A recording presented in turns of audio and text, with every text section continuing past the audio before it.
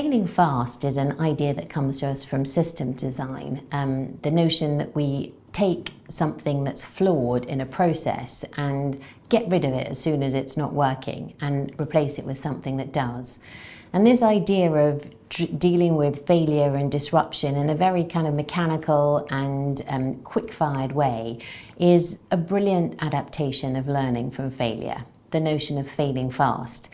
And that's been extended to things like F-up night, where people look at the things that have gone wrong, examine them closely and think about what's actually going to help them next time they tackle that particular project or that particular product.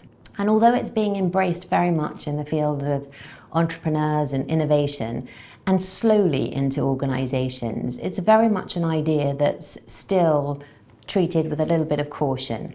We have a lot of pressure on ourselves to perform well. It's risky business to actually say, I've made a mistake.